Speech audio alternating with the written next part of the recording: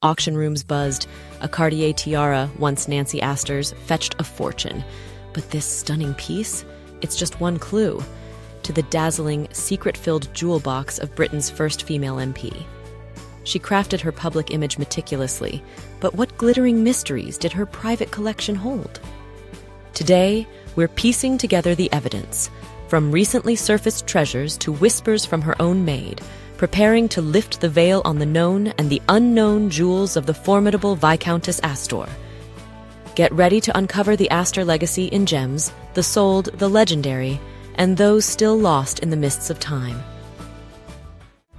Before we begin, please support my channel by clicking on the like and subscribe buttons. Thank you. So, before we dive headfirst into the sparkle of her jewels, let's get to know Lady Astor herself a little better, shall we? Because her story is quite something. She was born Nancy Witcher Langhorne, way over in Danville, Virginia, a world away from the British aristocracy she'd later become such a prominent part of. Her path into that high society wasn't exactly typical. After her first marriage to Robert Gould Shaw II ended in divorce, she decided on a fresh start and sailed for England in 1905. And you know, her wit and sheer energy quickly made her a name to watch.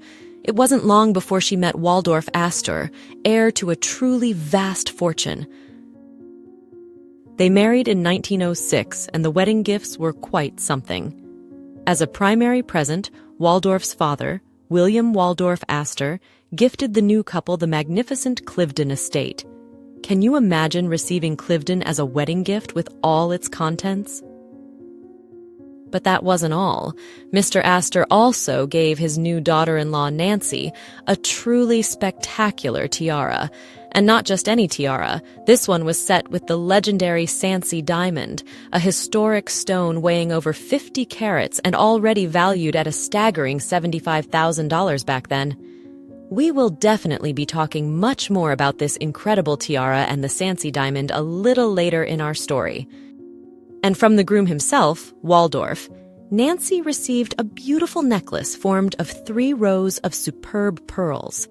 So that marriage, Cliveden, and these initial magnificent jewels really opened every door for her, leading her straight into the heart of British politics and, of course, a world of considerable luxury. Nancy wasn't one to sit quietly in the background, though. She threw herself into supporting her husband Waldorf's political career. And then came a pivotal moment in 1919. When Waldorf inherited his father's title, becoming the second Viscount Astor, he had to give up his seat in the House of Commons and move to the House of Lords. And guess who decided to stand for his vacant seat? Nancy herself. And she won. On December 1st, 1919, she walked into the House of Commons, the very first woman to take her seat there. Just think about that for a moment. What a revolutionary step that was. For over 25 years, she represented Plymouth Sutton. Now, being the first, and a woman at that, she knew all eyes would be on her. The press would be scrutinizing every detail. So she made a very conscious, very strategic decision. For her work in Parliament, she'd wear a simple, almost uniform-like dark suit. She didn't want talk about her clothes to overshadow her politics or her ideas. It tells you a lot about her character, doesn't it? And her savvy. But, of course, outside the formal halls of Parliament, when the occasion called for it, well, that was an entirely different story, and one that involved some rather spectacular jewels, as we're about to see. So let's really take a closer look at this turquoise tiara, because it truly is a fascinating piece, and one that's recently made headlines. It was crafted by the legendary House of Cartier, and its story is quite layered. It wasn't created all in one go, which makes it even more interesting. The foundation, this intricate diamond bandeau, was actually made earlier, around 1915. If you look closely at that original diamond part, you can see these beautiful, delicate motifs. There are crescent shapes, little bows, and these lovely quatrefoil patterns. These are all meticulously set with a variety of diamond cuts popular at the time, including old, brilliant, single, and rose-cut diamonds, giving it a rich texture and sparkle. The craftsmanship is just exquisite. with that pierced and knife wire detailing that lends it such an airy, almost lace-like quality. At the very center of that bandeau, there's a principal old brilliant cut diamond, about 3 carats, that would have been quite a statement on its own. Then, in 1930, Viscount Astor commissioned Cartier to transform this existing diamond bandeau into something even more spectacular for Nancy. And this is where the turquoise comes in, and where you can really see the design influences of the era. Cartier, at that time, was masterfully blending Art Deco aesthetics with motifs inspired by Indian and Persian art, what some call their tutti frutti, or Indian style. So they added these striking carved turquoise elements. There are 3 quite prominent fluted turquoise plumes, almost like feathers, each with its own diamond-set stem. Between these plumes, they interspersed a series of beautifully carved turquoise leaves, again accented with diamonds for that extra sparkle. And it doesn't stop there. The tiara's ends, which curve gracefully behind the ears, were finished with these wonderful fluted turquoise panels radiating out in a fan shape. It's such a bold and yet harmonious combination of materials and cultural inspirations. We actually have a wonderful photograph of Nancy Astor wearing this very tiara. It was at the London premiere of Charlie Chaplin's film City Lights in 1931. She's there in the theater balcony with her George Bernard Shaw and Charlie Chaplin himself, quite the glittering company. And you can see the tiara perched strikingly atop her fashionable finger wave hairstyle, the ends curving just so. It really paints a picture of the glamour of that era. And here's a rather charming detail. Nancy apparently lent this tiara to her sister, Phyllis Brand, on at least one occasion. Phyllis must have absolutely adored it, because her husband, the Honorable Robert Brand, then commissioned Cartier in 1935 to create a similar turquoise and diamond tiara for her. It's not an exact copy, but very much in the same stunning style. And that sister tiara, the Brand tiara, is actually now part of the Cartier collection itself. In fact, it's been exhibited quite widely. You might even have seen it if you visited the recent Cartier exhibitions, for instance, at the Victoria and Albert Museum in London. It really speaks to the impact and desirability of this particular design, that one inspired another so directly within the same family. So, when this Astor tiara came up for auction recently at Bonham's, after being in the family by descent for all those years, it understandably caused a huge amount of excitement. It's not just a beautiful object, it's a piece of history, a testament to Cartier's creative genius during a golden age. And of course, it carries the allure of Nancy Astor herself. It ended up selling for an absolutely incredible sum, just under £900,000. It really shows how much these pieces, with their provenance and unique design, are valued today, doesn't it? And the excitement around Astor jewels isn't entirely new. If we look back to 2014, Bonham's also presented this rather lovely natural pearl and diamond set brooch dating from around 1900. It's designed as a jabot pin, the kind that would have elegantly secured a lace cravat or scarf. What's really special here are the pearls. There are 4 of them, all natural saltwater pearls, and they have that wonderful, irregular Baroque shape that was so prized for its organic beauty. The largest, the surmount, has this delicate girdle of rose-cut diamonds around it, accented with 3 old brilliant-cut diamonds. Then, suspended on either side by fine gold chain connectors, are 2 more Baroque natural pearl drops, and the terminal, the bottom part of the pin, is another Baroque pearl, this one with a cap of old brilliant and rose-cut diamonds. It's all mounted in yellow gold, though the pin fitting itself is a later addition, and it's about 7 centimeters long. The story accompanying this brooch is quite charming. It apparently belonged to Nancy Astor and was gifted by her to a member of the current owner's family, which adds such a lovely personal touch, doesn't it? Then, just a year later, in 2015, another fascinating Astor jewel appeared, this time at Christie's. This was an antique diamond and natural pearl brooch, a little earlier in date, circa 1890. It's a different style again. The central focus is a beautiful natural button-shaped pearl, quite substantial, measuring around 17.5 millimeters across. This pearl is then flanked on each side by these lovely old-cut diamond clusters, all mounted in silver-topped gold, which was very typical of the period to enhance the brilliance of the diamonds. It's about 1 3/4 inches long, so a very wearable and elegant piece. This brooch also came with strong family provenance, a signed letter from Georgina Mary Astor Nelson stating that it had belonged to her paternal grandmother, Nancy Astor. It really highlights her fondness for pearls, a classic choice for ladies of that era and indeed for Nancy herself, who often chose them for her public appearances.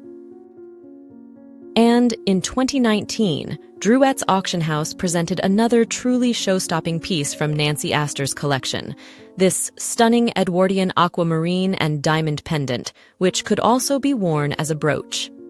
Dating to around 1910, it's a fabulous example of Belle Epoque design, that wonderfully elegant age of elegance just before the First World War, and it certainly shows her appreciation for impressive colored gemstones. It's quite a substantial jewel, about 4 inches long. The main feature is a large, beautifully cut aquamarine, weighing an incredible 87.82 carats, framed with delicate diamond details. Hanging below this is an even larger pear-shaped or briolette-cut aquamarine drop, beautifully capped with more diamonds. The whole piece is set in platinum-fronted gold, a technique used to make the setting light and almost disappear, really letting those magnificent aquamarines take center stage and shine. What's especially interesting is their color, that natural, slightly greenish-blue tint. This suggests they haven't been heat-treated like many modern aquamarines, and were likely cut straight from Brazilian crystals in the early 20th century.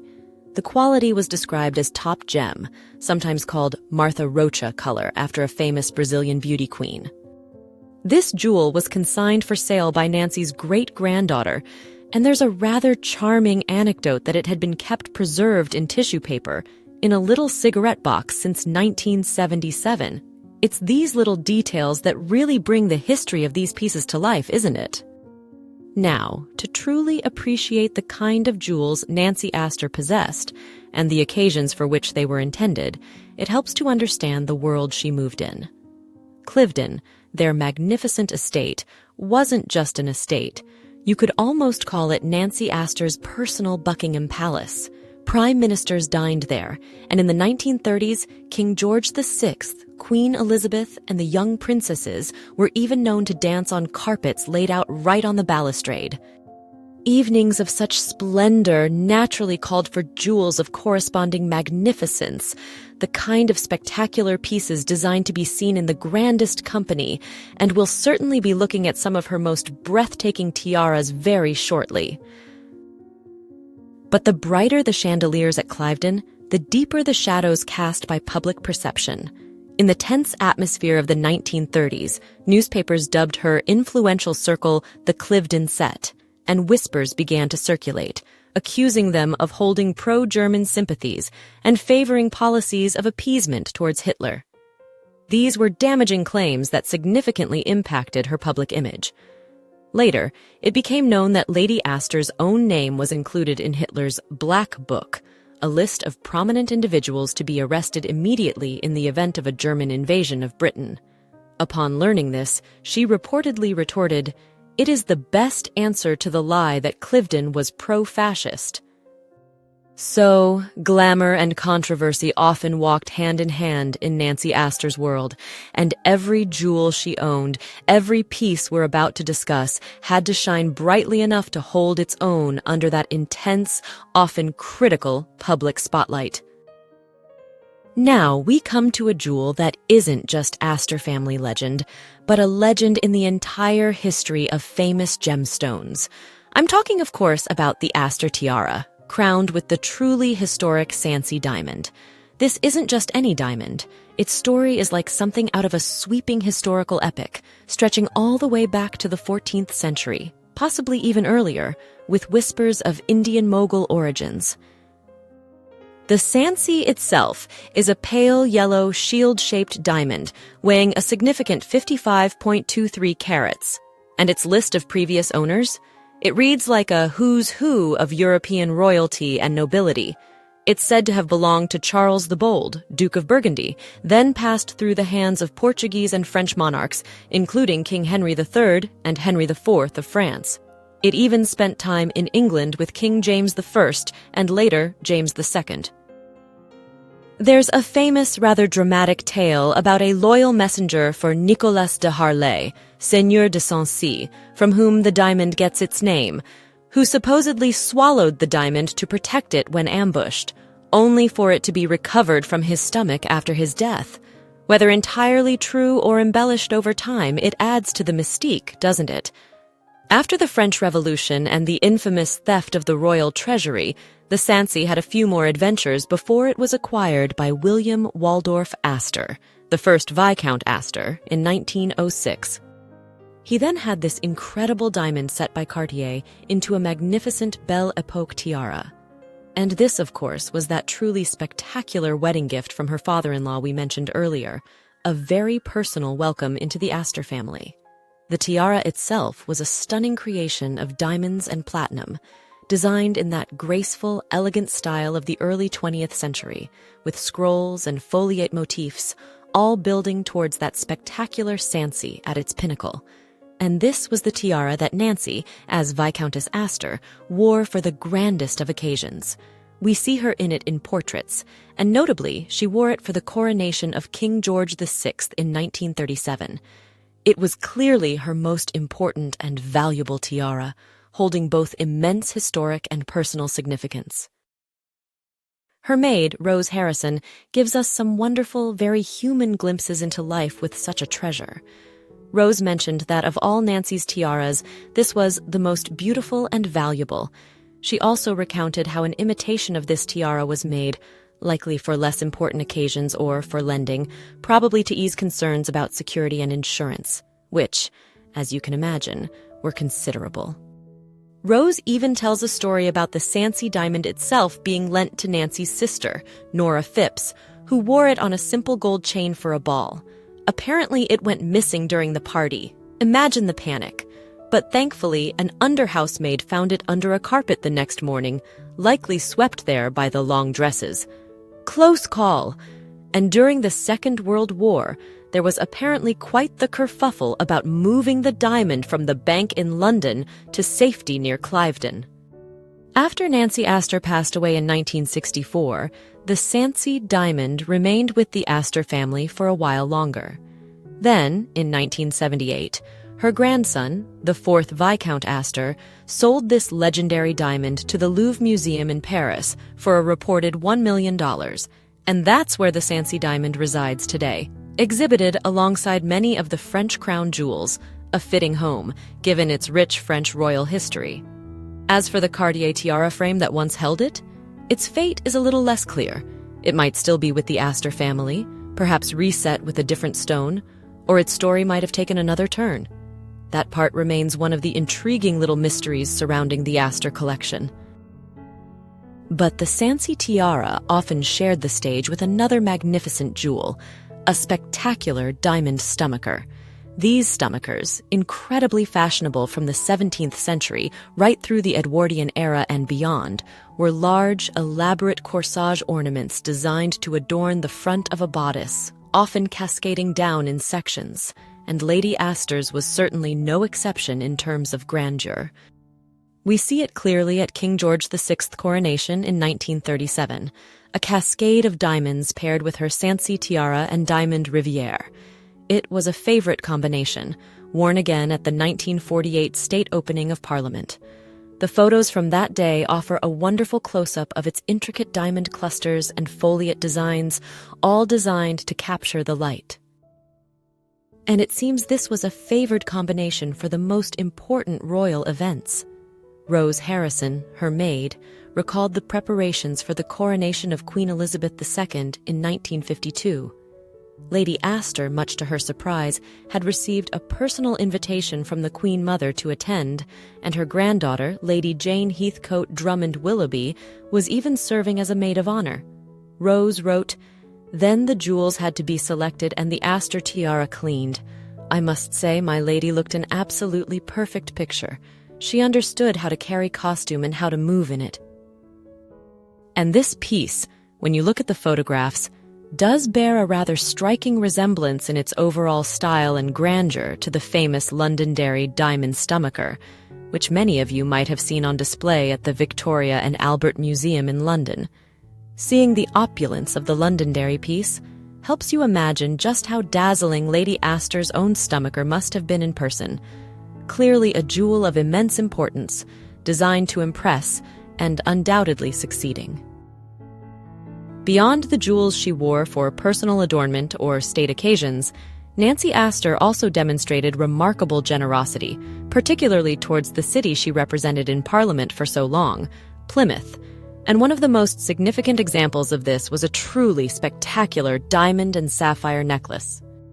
In 1959, a very special event took place.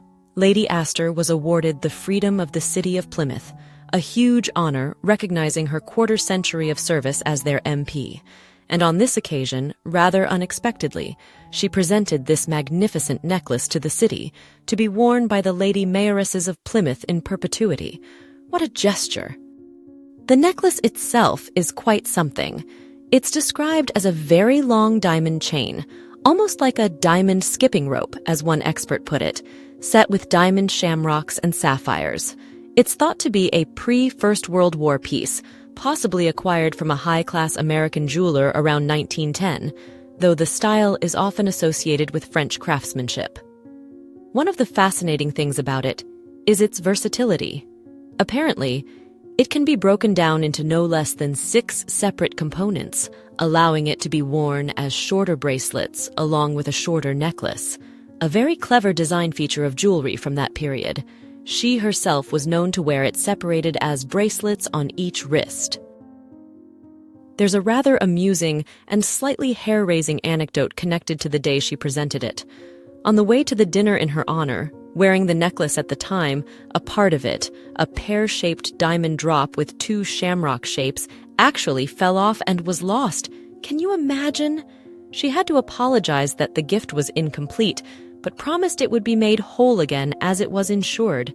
And apparently her maid, Rose, later found the missing piece in the gutter outside where Lady Astor was staying.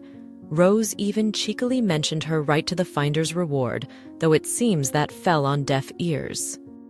Years later, in 2015, this very necklace was brought to the Antiques Roadshow by the then Lord Mayor of Plymouth. The expert was, understandably, astounded by its beauty, its provenance, and its connection to such a famous figure. He valued it for insurance purposes at a staggering £500,000 to £600,000, calling it one of the most important pieces of jewelry he'd ever filmed for the show. It really underscores the significance of the gift and Lady Astor's enduring connection to Plymouth. Now, beyond the jewels with clear public records, the memoirs of Lady Astor's maid, Rose Harrison, offer fascinating, if sometimes tantalizingly incomplete, clues to an even more extensive tiara collection. Rose spoke of 5 distinct tiaras. We know the Sancy tiara was number 1, but what of the others? And a key question arises: where does the magnificent turquoise Cartier tiara we discussed earlier fit into this count of 5, if at all? Rose doesn't explicitly mention a turquoise tiara in that specific list. Could it have been described by Rose in a way we haven't yet connected? Or was it simply not part of that core group of 5 she considered most significant at the time of her writing? It's an interesting puzzle. But let's look at what Rose did list. Second, she noted a bandeau of diamonds and pearls, a chic, fashionable choice for the era, perfect for Nancy's style, though specific images of her wearing one clearly identified as this tiara remain elusive. Third was an aquamarines and diamonds tiara. Given Nancy's stunning aquamarine pendant, a tiara with these gems would have been a magnificent sight, likely in a grand Edwardian style. Again, no definitive photo has surfaced. Fourth, and rather intriguingly, Rose described a spiky diamond tiara that Nancy bought herself. This description hints at a more modern, perhaps Art Deco design, reflecting Nancy's own dynamic personality. One can only imagine what this bold piece looked like. And the fifth, an imitation of the first, a practical replica of the Sancy Diamond tiara, for less formal occasions or lending, a common practice for safeguarding such precious heirlooms. So what became of this diamond and pearl bandeau, the aquamarine tiara, and that spiky one? Are they still with the Astor family, away from public view? Were they sold privately, their stories now obscured, or perhaps refashioned over time? These pieces and the question of the turquoise tiara's place in Rose's count remain some of the most captivating lost, or perhaps simply undiscovered parts of Lady Astor's remarkable jewelry story. So, Lady Astor's jewels sold, legendary, gifted, or elusive. They clearly reflect a woman of significant wealth and standing. From the regal Sancy Diamond to her personal, perhaps spiky choices, the collection mirrored her own complex and often contradictory nature. These weren't just ornaments. They were part of the public persona of a groundbreaking, yet controversial figure navigating a turbulent age. Each piece, in its own way, tells a part of that intricate story. The fascination with Lady Astor and her jewels endures, precisely because of this complexity. Some treasures are now celebrated auction pieces or public gifts. Others remain part of her family's private history, sparking our curiosity. What's undeniable is that both the woman, America's trailblazer in British Parliament, and her collection continue to intrigue. Her controversial legacy, intertwined with these glittering gems, still prompts discussion and reevaluation today. What are your thoughts on this perplexing figure and her treasures? I'd love to hear your thoughts. Thank you for joining me today as we explored the treasures of Lady Astor. Until next time.